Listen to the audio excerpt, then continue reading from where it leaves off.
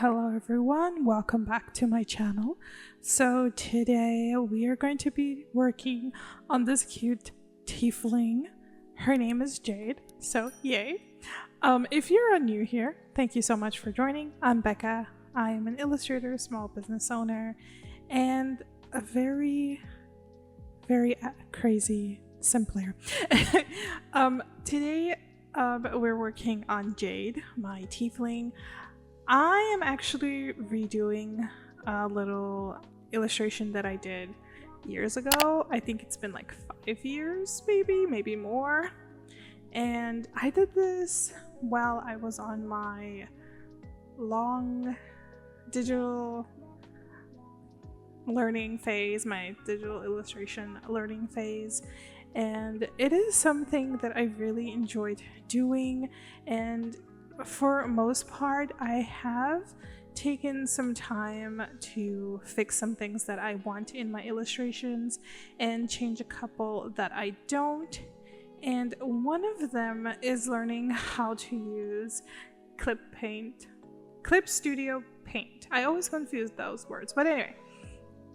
But I'm still going to use Photoshop and everything. I'm going to leave it for another day because I do know that they have like 3-month trials.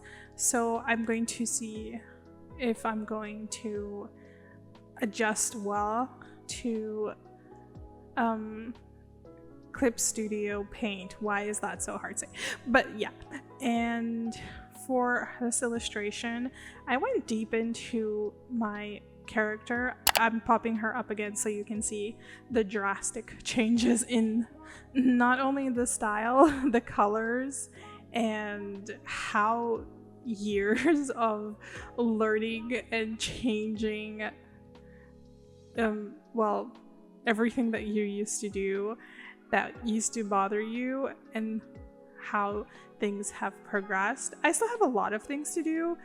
Mostly for this illustration, I did realize that I forgot to draw in her tail, but I kind of told myself that it's just like hiding behind her body. You know, it's hiding somewhere behind her body and we can't see it. That is what I'm gonna go with because I really did forget her tail. I actually changed up a couple of things in this illustration.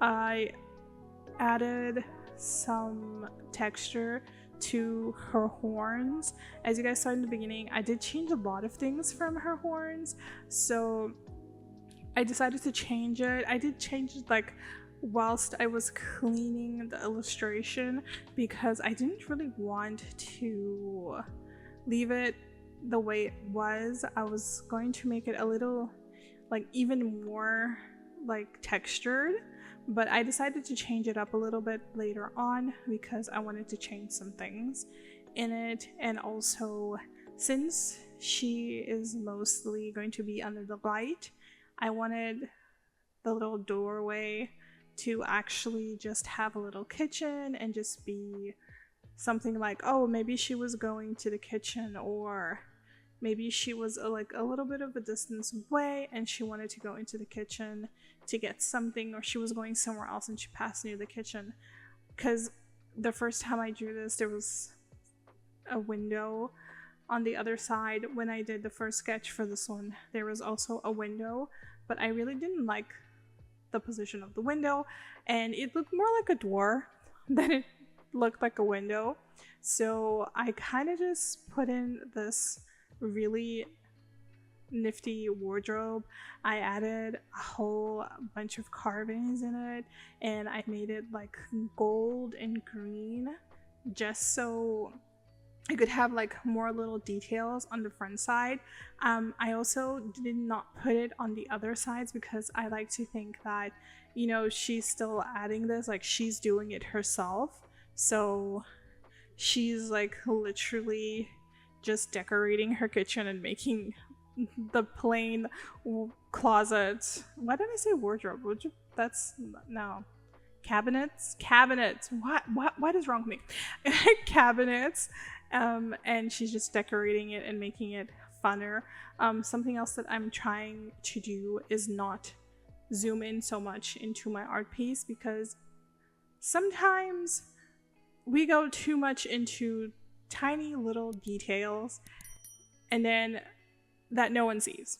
And then you zoom out and it's something that when you put on print, nobody, and I mean nobody, ever sees it.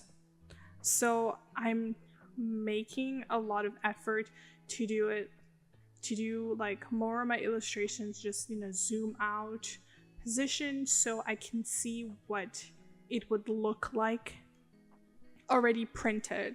And this has helped me a lot, so I think that is one of the best things ever. I do like to think that when I first designed this illustration, she was getting a very frantic task. Well, for her, it was just like, yeah, no, I can't go out with this dude anymore. Kind of a text message that she was going to receive. And I wanted to keep the illustration, like, on the first one that I did, she looked more angry than disgusted. And here, I actually think I got the hang of like her being disgusted. One thing I also did that I changed up was the fact that she was wearing clothes that did not go well with the skin tone that I chose. And the colors that I was using were so saturated, so saturated that I went back and I was like, girl, color theory did wonders. Even though I'm not a master of it, sometimes I just pick colors and I just go with the flow. But, you know, learning a little bit of color went a long way. Another thing, like her hair, she was going to be blonde, but then I was like, I don't think she would look good with blonde hair, and I wanted to add colors that complemented her skin tone, especially because she already had like this pinky magenta skin tone vibe, and I wanted to keep that along with what I was doing now. So I kind of played along and started looking at what colors could complement her. I was gonna add the orange, as you guys saw, because I wanted to kind of use the colors that I did in the original, but I kind of looked at it and I was like, this doesn't look really good. This really does not look good. I'm not using this. So when I finished that, I just went on with making subtle details. Another thing that I forgot to put in this illustration was to put the camera on the back of the phone. I kind of did that, making it a little bit squared, but it still looked good at the end, so I was okay with that. And I just wanted to play around. I have been very happy with the fact that I'm actually doing pretty well with folds. Folds were like, I'm good at drawing hands. I could be better. Sometimes it's just, but I really like drawing hands. And when it came to drawing folds, like folds had become the new hands for me. So now I'm actually getting better. I'm understanding a little bit more of it and just like getting references. So don't be scared of using references, of just using more and more references to see where the folds would go, how it would react. And eventually you're just going to start learning to do it off by heart, and it's just going to be implanted into your brain. The more you repeat, the more you use the reference, it's just going to become general knowledge, and you're just going to get better and better at doing the artwork that you want to do.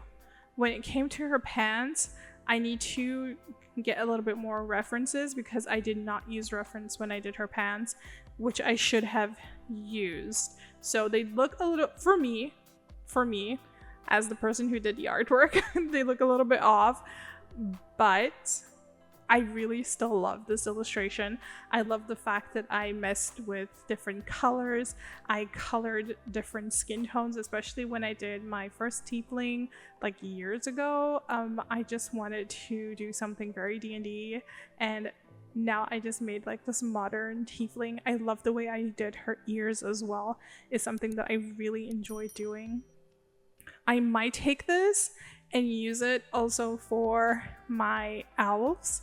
Not my vampires, because I want my vampires to have a little slightly smaller ears, but definitely for my elves and a couple of fake characters that I have in my very lovely universe where I have a lot of things and my orcs are not considered bad people.